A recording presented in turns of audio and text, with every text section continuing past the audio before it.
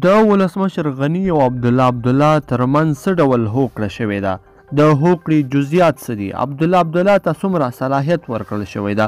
ولې په دغه هوکړه باندې موافقه شوې ده؟ دغه ویډیو کې ټول جزئیات را سره کتلی شئ. خو که تر اوسه پورې مو زموږ چینل نه وي سبسکرایب کړي نو مهرباني وکړئ چینل در سره ضرور سبسکرایب کړئ. درنو لیدونکو السلام علیکم. د هوکړې کره جزئیات د ولسمشر غني او عبدالله ترمنځ څه ډول هوکړه شوې او ولې؟ د راتلونکي حکومت تشکیل کې اجرایه ریاست نشته. ټول واک به ولسمشر غني سره وي او هیڅوک صلاحیت نه لري چې پریکړې رد کړي.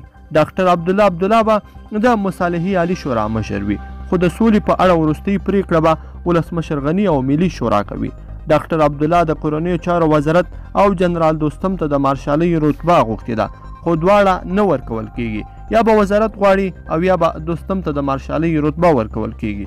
عبدالله ته په کابینه کې ونډه ورکړل شوې ده خو له 40 سلنه هم کمه ده. د ولایتونو په اړه هم هیڅ معامله نه ده شوې او هغه وزیران چې د عبدالله لخوا ټاکل شوي وي ولسمشر یې د ګوښه کولو صلاحیت لري. دا هوکړه ولې وشوه؟ د هوکړې په لاسلیک سره به د سولې خبرو پر وړاندې پراته خنډونه حل کړای شي.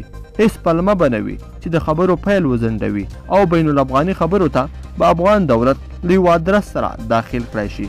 دا هوکړه د هغه پلان د شنډولو لپاره هم شوي چې د سیمې او نړۍ ځینو هیوادونو د یو شمېر داخلي سیاسي کړیو په مټ د دوه حکومتونو جوړېدل او تمویلول لپاره جوړ کړي وو.